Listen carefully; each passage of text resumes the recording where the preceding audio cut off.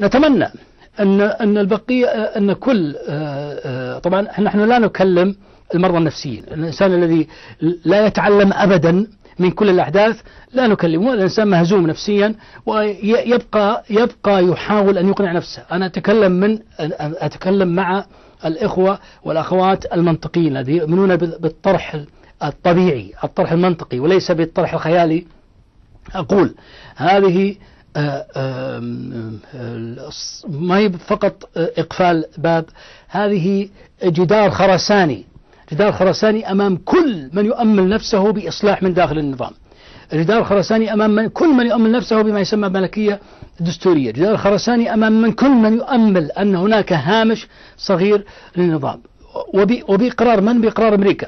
لا أحد يأمل نفسه بدعم أمريكي ولا بدعم قوات الهيئات الغربية، لا. أما المؤسسات الغربية فليست بتلك القوة التي تتدخل، وأما الحكومات الغربية فهي راضية ومقرة لما يعمله ابن سعود. دعوني أقرأ عليكم البيان مع أنه كثير من الناس اطلعوا عليه، لكن من المفيد أن أقرأه وأستطرد ببعض نقاطه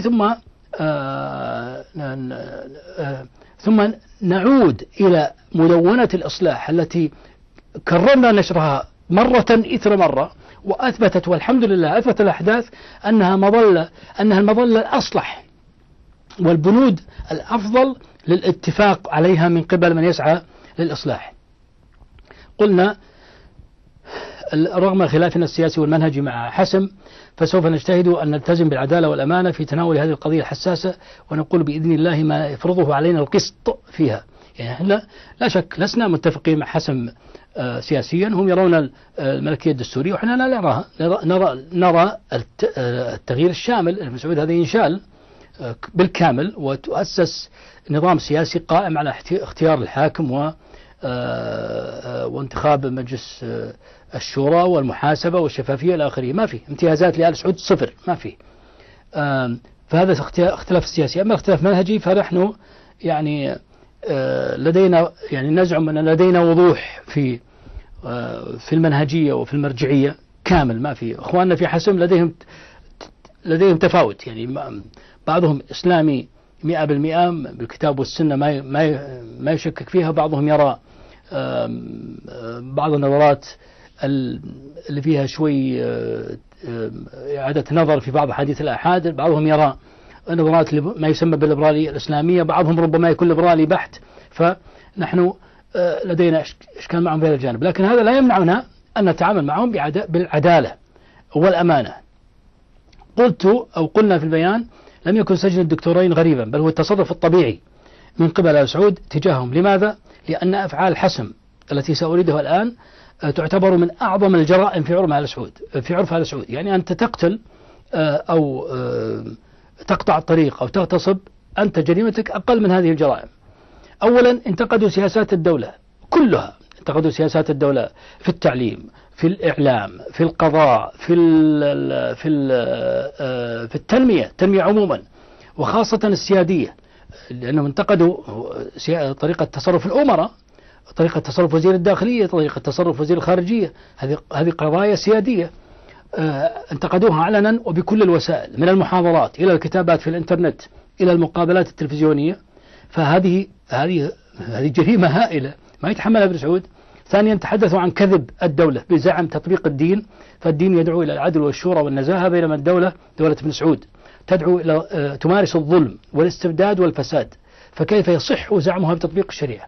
يعني هم جزاهم الله خير يقولون أن الدين، هم وكلامهم صحيح، أن الدين يدعو إلى العدل، والدين يدعو إلى الشورى ويدعو إلى النزاهة.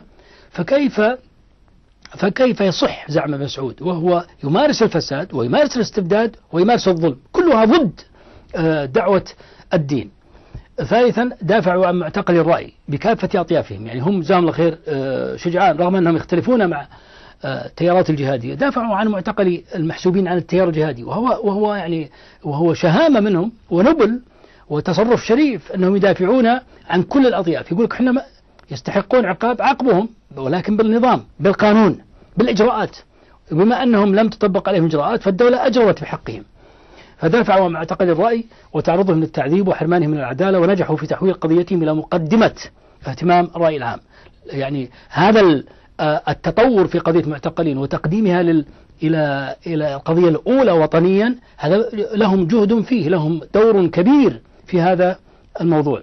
رابعا، كشفوا بالدليل الشرعي والمنطقي والإجرائي فساد القضاء السعودي وتحوله إلى أداة من أدوات القمع التي تسهل القمع الأمني وغياب فرص العدالة في هذا القضاء.